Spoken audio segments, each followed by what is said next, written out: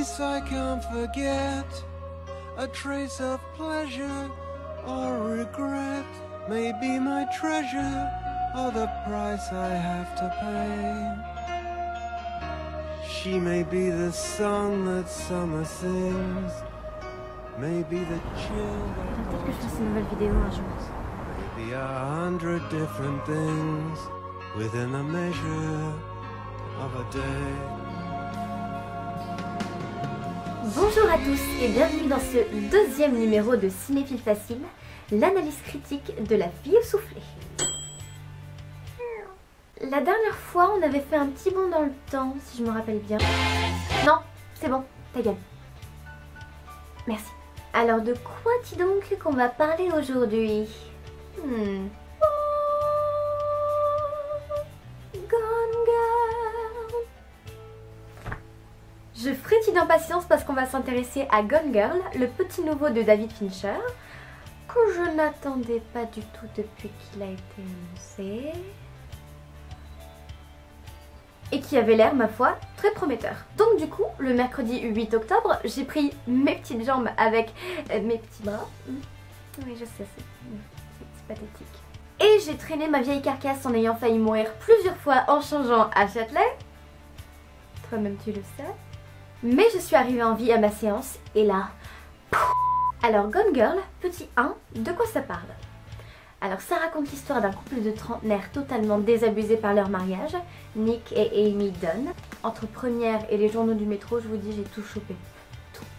Interprété par le futur Batman du PAF et réalisateur oscarisé, je crois, Ben Affleck, qu'on ne présente pas.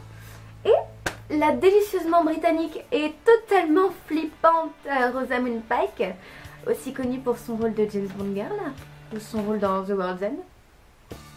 Les vrais savent. Qui va bien te faire flipper à l'idée du mariage dans ce film. Le jour de leur 5e anniversaire de mariage, Amy est portée disparue et c'est Nick qui va devoir subir toutes les accusations parce que... Hey, d'un côté, ça me déçoit que le film soit sorti aussi récemment parce que ça veut dire que je pourrais pas faire ma grosse analyse sans risquer de vous spoiler. Donc, cette vidéo va être concise. Enfin, je vais essayer. Dans ce film, tout repose sur le visuel. C'est-à-dire que maudit soit le malotru qui a osé s'endormir pendant la séance ou même détourner le regard 2 secondes parce que tout, absolument tout ce que montre la caméra est important pour le suivi du récit. C'est-à-dire que tout ce que montre la caméra du plan le plus futile jusqu'à la première apparition de Nick est important dans le film. Et ça, c'est assez fort parce que de nos jours surtout, la plupart des plans dans un film sont totalement dispensables. Et là, pas du tout. Je reviens sur la première apparition de Nick à l'écran. Le personnage est introduit pour la première fois avec une boîte de Mastermind sous le bras. Ce plan à lui seul va annoncer et même presque résumer les 2h30 de film qui vont suivre. Et ça, c'est super fort. Parce que qu'est-ce que vous allez voir dans Gone Girl pendant 2h30? C'est une partie intense de Mastermind. GG. Alors évidemment, ça surprend personne si je dis qu'il y aura des retournements de situation, mais. D'habitude, je ne suis pas fan du tout des retournements de situation parce que tu les sens venir évidemment à des kilomètres. Et ici, pas du tout. C'est très étonnant d'ailleurs, comme les retournements de situation sont limite subtils et surtout tellement pas amené que ça te surprend et pendant la séance tu te fais juste wow, qu'est-ce qui vient de se passer?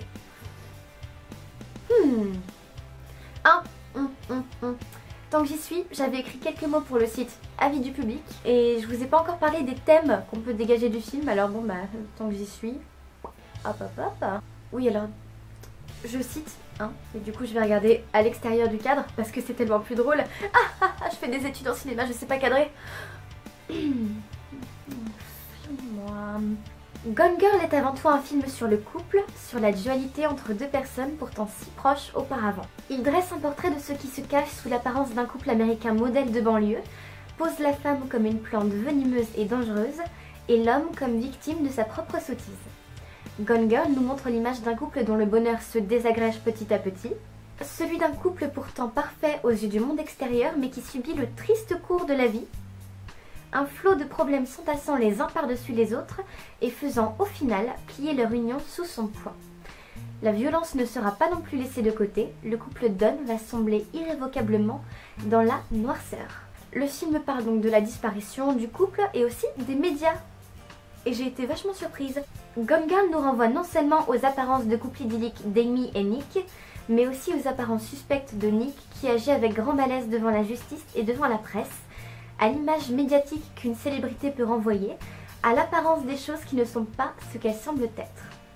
Je dirais que c'est autant un film qui fait voler en éclats le mythe du couple parfait, ou plutôt met à jour ce mythe avec une vision plus actuelle et plus imparfaite, qu'un film sur la pression médiatique, presque une satire des réseaux sociaux, c'est exactement ce que je viens de vous dire, du partage d'informations, souvent erronées ou déformées, à haute vitesse, des journalistes people. Bref, Gone Girl est autant une critique de la société d'aujourd'hui qu'un thriller grandement mené. Le truc, c'est que je n'arrive pas à ne pas être scotchée par Fincher. Ce mec, c'est un pur génie du cinéma. Franchement, il y en a vraiment très peu qui arrivent à mener au bout un thriller totalement imprévisible, où on ne s'attend pas du tout à l'acte final, et même là, dans Gone Girl, on ne peut pas savoir comment ça va se finir jusqu'au dernier plan. Et c'est valable pour quasiment tous ces films. Par exemple, prenez Fight Club ou prenez Seven, paf, c'est la même chose. Donc, c'est juste assez hallucinant. Parce que franchement, Fincher, c'est vraiment pas pour rien qu'on le surnomme le maître du suspense. Et que, évidemment, la dernière personne à qui on a donné ce titre, c'était Monsieur Alfred Hitchcock. Genre rien que ça. Et Fincher le mérite amplement parce que, excusez-moi, j'ai revu Surfroide cette semaine, et Surfroide Gone Girl, même combat. Donc pour résumer, Gone Girl. Les images sont d'une finesse absolument incroyable, le casting est totalement époustouflant, les performances même des acteurs secondaires sont juste hyper intenses. Troisièmement, le scénario c'est du béton armé, je peux rien vous dire d'autre, ce scénario il est... Tout est réglé comme du papier à musique. David Fincher c'est juste un petit con de réalisateur quasi Hitchcockien. Enfin c'est même plus Hitchcockien là, c'est juste Fincherien. Fincherien ça va être un adjectif à lui tout seul. Parce que... Waouh, mec. Le mot de la fin entre Gone Girl et Mommy, parce que j'ai hésité aussi à faire mon deuxième cinéphile facile sur Mommy de Xavier Dolan que j'ai eu la chance de voir en avant-première et qui est donc sorti depuis en salle. Vous tenez, je pense, sans trop m'avancer, les deux meilleurs films de la fin de l'année, ou même de l'année tout court. Donc je vous encourage à aller les voir de toute urgence. C'est-à-dire, tu arrêtes cette vidéo, tu mets j'aime, tu mets un commentaire, tu t'abonnes, tu la partages, tu fais la fête avec tes chatons parce que je suis revenue, et ensuite, tu vas au cinéma. Capiche? Bon, bien sûr, ça c'est en attendant Interstellar et que Papa Nolan envoie le pâté. To infinity and beyond. Quoi qu'il en soit, c'était le deuxième numéro de Cinéphile Facile. Je suis toujours la fille essoufflée. À la prochaine. You're lucky boy, 'cause today it's not my day. You're lucky boy, 'cause with you I'd like to play. You're lucky boy, I will let you go. I can't tell you, don't expect a girl to come to blows.